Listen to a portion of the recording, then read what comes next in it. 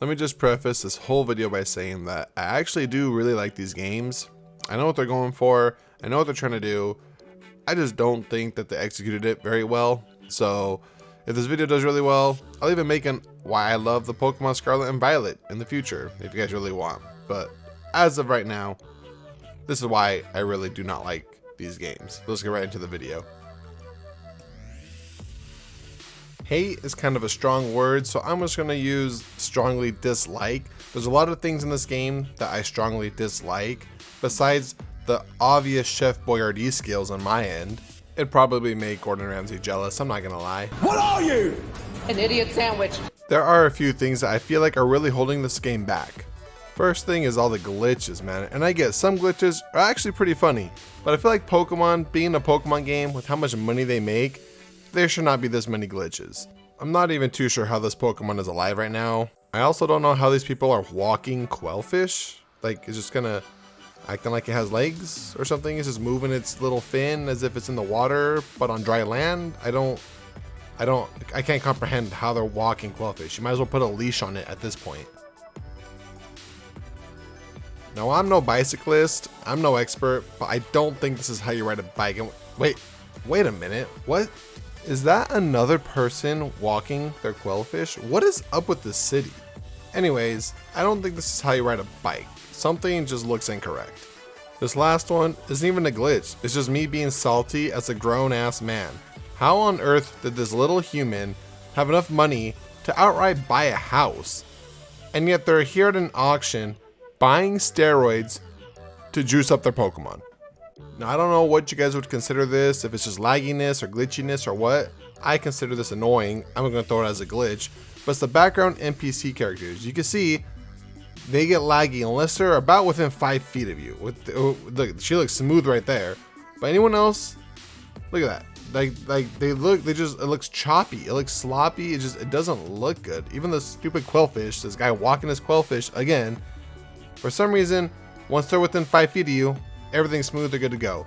Anything outside of that little radius, they are so glitchy and they're so just like, they're choppy, man. Like, it doesn't look like we're playing a game in 2023. It just looks sloppy and I don't like that. Like, look at this guy in the back. It's weird, the trees and everything look fine, but the characters don't move smoothly. It's just weird.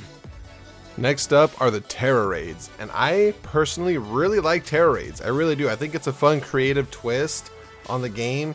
You have to like strategize for their type of weakness, but also for their strength as well. So you kind of have to have the right Pokemon, and it's just, there's still a lot of glitches in this. It's the weirdest thing, like from Pokemon not spawning to me not being able to attack for the longest time. Like, it's really, I don't understand how, I guess, the Terra Raids work, because there are some times where my Pokemon will tank and they'll be like, it'll take like a quarter damage of their health away, and then the next attack the opponent does will take over half my health, and I don't understand what they're doing.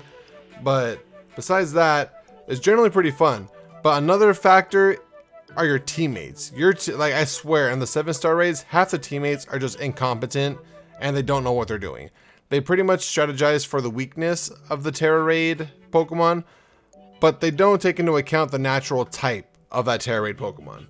So if the Pokemon's strong against, let's just say the Terra type is like Steel, right? So they're gonna send in like Fire, but then the original typing is Ground, and so they're gonna get hit really hard. They're gonna die within seconds because they don't strategize, and it gets very frustrating. So it's partially the community, and then also just all the glitches on this one.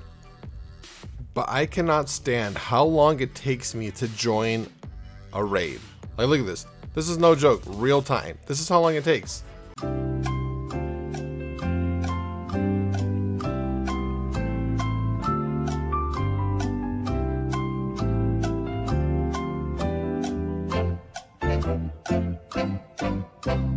And it is seriously still going. So by the time that this ends, and then it lets you choose again, all the raids are pretty much already gone, but it won't let you update it until you search twice. So the fact that it takes this long, I think it takes about 45 seconds to join. But like I said, by the time it says, hey, you can't join, it's already too late to join another one. Bruh. I really wish that we could re-battle the Elite Four, because don't get me wrong, the Ace tournament is really cool. It's a dope feature. I really like it. But you know, sometimes I just have the urge to remind the Elite Four just how much better I am than they are. And I can't even do that. So like the only ones that you could battle are the champion, and for some reason this bumbling, crying man-child, I don't know what his deal is, but the only two that you could re-battle are these two in the Ace Trainer battle thing, and I hate it. Like, where is the normal type gym leader? Where's he at? He is the one that I related to the most. He's the one, he looks exhausted. It looks like we both hate life. I've never connected with another gym leader quite like I do with him. So I guess all I'm gonna do in the meantime is just sit up here in this one gym arena that I only was able to fight in once. So, you know, it's a pretty nice view, I guess. The fact that there is no mass releases like there was in Pokemon Arceus should be a criminal act. It's like, it doesn't really affect the gameplay at all in any kind of way. But if you're like me and you don't really know what to do after you beat everything, you're eventually going to want to start going for shinies. And Pokemon like the 3 starters and the 7-star raid Pokemon, you're going to have to hatch eggs in order to get their shinies. And the problem is that I could go through like 300, 400, 500 Pokemon and have to release each and every individual Pokemon one at a time. I wish they would have kept the same concept that they had for Pokemon Arceus, but they didn't. They for some reason scrapped it, and yeah, it just bugs me. Now, speaking of shinies, the shinies in this gen have to be some of the worst I've ever seen in my life. Like, look at this duck. It looks like it just went through the wash cycle like 500 times. I'm not too sure what they were planning on this one, but it looks terrible. And then we got this cat, right? And literally the only thing that they changed on this cat was the freaking flower around its neck. It goes from pink to purple, and that's it. It's once again just disappointing shiny.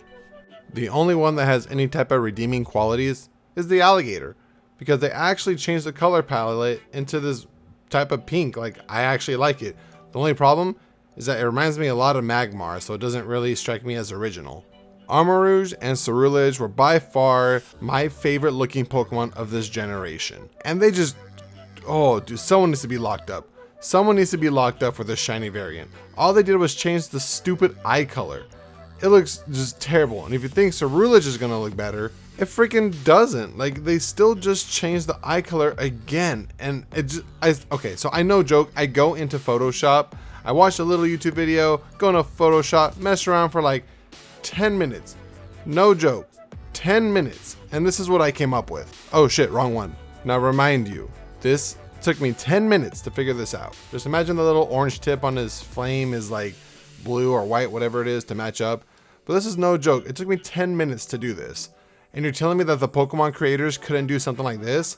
Like, we got like a knight in shining armor, and then I wanted his blue to be a little bit hotter than the red, and then I have a freaking devil demon thing swordsman here. It's crazy. I would hands down take my versions over their versions any day. One of the last things I wanted to touch on is the fact that we get this legendary Pokemon as our main mode of transportation, which I understand why they did it, but it just desensitizes me to when I actually got him.